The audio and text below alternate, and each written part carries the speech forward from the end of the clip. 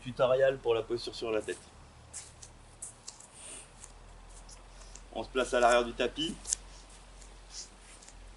On place les genoux au sol, dessus du pied au sol, fessiers sur les talons. Première étape, l'écart de coude. L'écart de coude qui doit être plus restreint que la largeur des épaules. Poignet droit au coude gauche, poignet gauche au coude droit. Donc l'erreur fréquente ici, c'est d'avoir juste le bout des doigts pour prendre une largeur finalement trop large des coudes. Donc on emmène vraiment la base du poignet droit au coude gauche, la base du poignet gauche au coude droit. Après, si on veut resserrer les mains, on peut les resserrer. Le but est de garder cet écart de coude quand on pose les coudes au sol. On pose les coudes au sol, au départ, on peut dire entre 30 et 40 cm devant les genoux. Plus on sera à l'aise, plus on rapprochera les coudes des genoux et on sera plutôt à une 15-20 cm. Une fois qu'on garde son écart de genou, de coude dans le sol, on fait un point avec les mains. Donc au départ, avant de commencer la posture sur la tête, on travaille la posture du dauphin.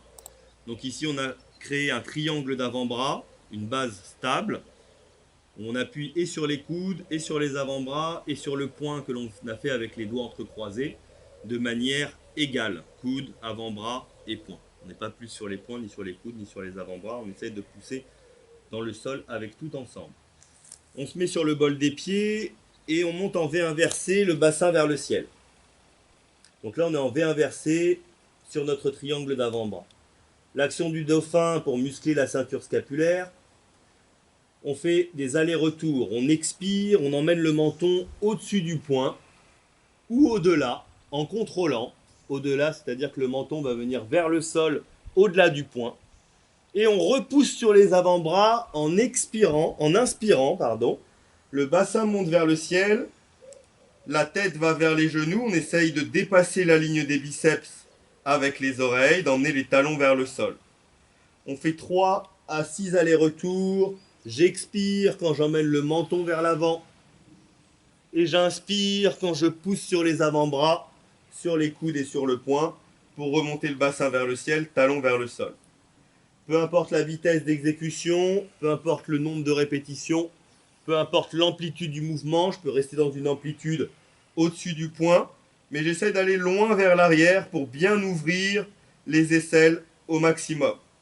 Une fois que j'ai fait mes 3 à 6 allers-retours, en coordonnant bien la respiration, expiration vers l'avant, inspiration quand je pousse, je me replace dans la posture de l'enfant pour relâcher les épaules, fessiers sur les talons, les bras le long du corps, sommet du front au sol, dos relâché, paume de main tournée vers le ciel, les mains à côté des pieds.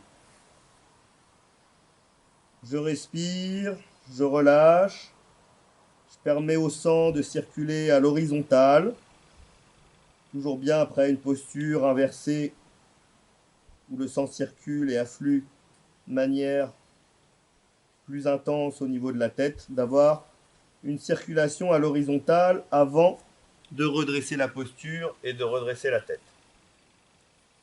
Une fois que j'ai fait ma première série de dauphins, j'ai échauffé les épaules et les omoplates, tout ce qui va me permettre de tenir dans la posture Sirsasana, eh bien je refais le même départ, poignet droit au coude gauche, poignet gauche au coude droit, mon écart de coude, positionne les coudes à 30 cm des genoux, je fais un point avec les mains, mais cette fois-ci, j'écarte les poignets en gardant les doigts entrecroisés. Je garde les doigts entrecroisés, mais je ne serre pas les doigts trop entre eux. Je suis assez relâché au niveau des mains. Les mains servent juste de cale pour venir placer l'arrière de la tête. Le petit doigt qui est dessous peut rentrer à l'intérieur pour être posé de manière stable et épouser le sol avec les tranchants externes des mains de manière confortable. Je vais rentrer le menton vers la poitrine. Je vais essayer de placer ma nuque bien droite et de placer mon sommet du crâne. Le sommet du crâne qui est un petit peu à l'arrière de la tête quand on abaisse le menton. Donc on place son sommet du crâne au sol de manière à avoir l'arrière de la tête contre les mains. La nuque est bien droite. J'éloigne dès à présent les épaules des oreilles. Je ne garde pas les épaules proches des oreilles, sinon je ne serai que sur la tête, le poids du corps sur la tête et pas du tout sur les avant-bras. Donc pour garder les avant-bras toniques, j'éloigne les épaules de mes oreilles. J'essaie de regagner un angle entre mes avant-bras et mes bras de 90 degrés. Je peux vérifier que si j'enlève ma tête, je suis bien en appui sur les avant-bras. Je place ma tête, mais je ne relâche pas le poids que j'ai mis sur mes avant-bras. Une fois que la tête est placée, la nuque bien droite, je passe dans le V inversé. Du V inversé, j'avance. J'avance les jambes le plus loin possible pour redresser le dos dans l'axe de la nuque. Une fois que le dos est dans l'axe de la nuque, il va falloir que je redresse les lombaires. Donc pour redresser les lombaires, je vais rentrer le nombril, absorber le nombril, passer sur le bol des pieds, voire sur le bout des orteils, pour sentir que mes fessiers remontent vers le ciel, et c'est ça qui va faire décoller mes jambes, et je vais pouvoir plier mes genoux à la poitrine. Une fois que mes genoux sont pliés à la poitrine, je monte les genoux vont d'abord passer par 90 degrés par rapport au buste, puis continue à monter les genoux vers le ciel en gardant les talons vers les fessiers. Ça me permet de jouer sur mon bassin et de sentir que le poids des jambes n'est plus vers l'avant et font contrepoids des fessiers, mais maintenant les talons sont vers l'arrière et je dois replacer mon bassin vers l'avant. Dernière étape, je monte les pieds vers le ciel, je stabilise ma posture, je respire, je ne relâche pas les épaules toniques pour bien appuyer sur les avant-bras. Et je cherche mon point d'équilibre sur le sommet du crâne.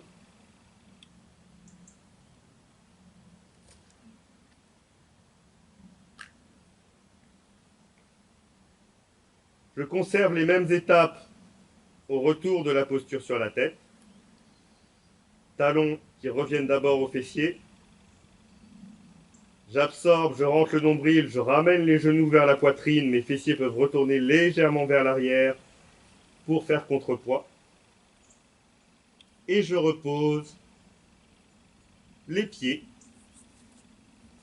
que je ramène en marchant vers l'arrière. Et je relâche ma ceinture scapulaire, front au sol, posture de l'enfant, les bras le long du corps, paume de main tournée vers le ciel.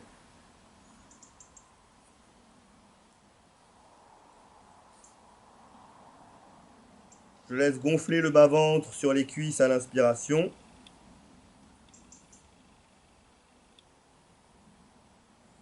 Et dégonfler à l'expiration.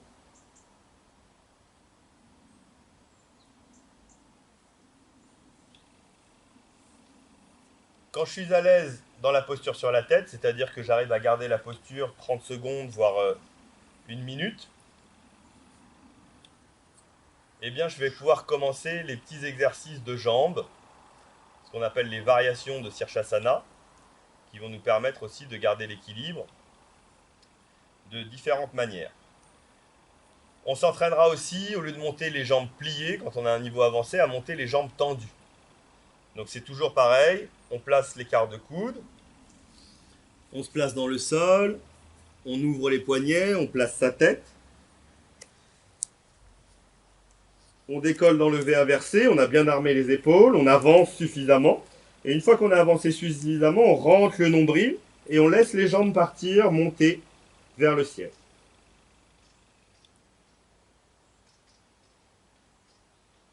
Ici, on pourra s'entraîner à faire quelques légers déséquilibres, c'est-à-dire d'emmener les pieds un petit peu vers l'arrière pour emmener le bassin un peu vers l'avant, et d'emmener le bassin un peu vers l'arrière pour ramener les pieds vers l'avant. Sentir ce qui se passe au niveau du bassin, puisque c'est au niveau du contrôle du bassin que l'on contrôle l'équilibre des jambes.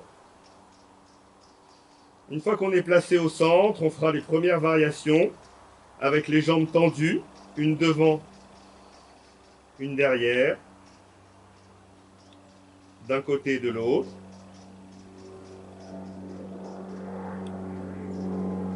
Variation avec les pieds ensemble, plante de pied qui se touchent.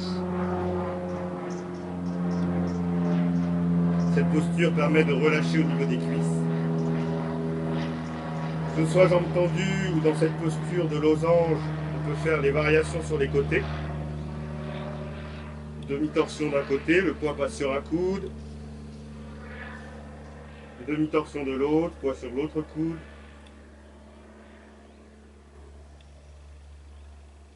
On peut en profiter pour relâcher les jambes Travailler sur l'écart, la pesanteur qui ouvre les adducteurs, qui relâche les hanches.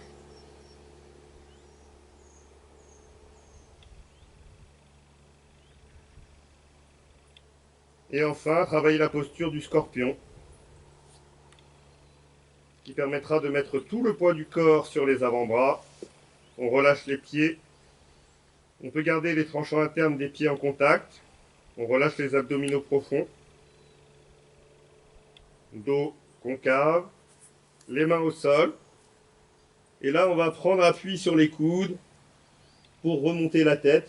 On prend appui sur les mains, sur les avant-bras, pour remonter le menton. On pourra le faire les jambes pliées ou les jambes tendues. Et on pourra redescendre quand on est plus avancé dans la posture du poisson, un autre poisson que Matsyasana, où on laisse la poitrine aller vers l'avant, plier et étirer dans la posture du lièvre pour terminer. Donc voilà vraiment la progression étape par étape depuis le dauphin, Sirshasana, petite variation avec les jambes. Après bien sûr on peut faire aussi d'autres choses, mais déjà tout ça c'est bien de le faire dans cet ordre-là. Maintenant à vous de pratiquer.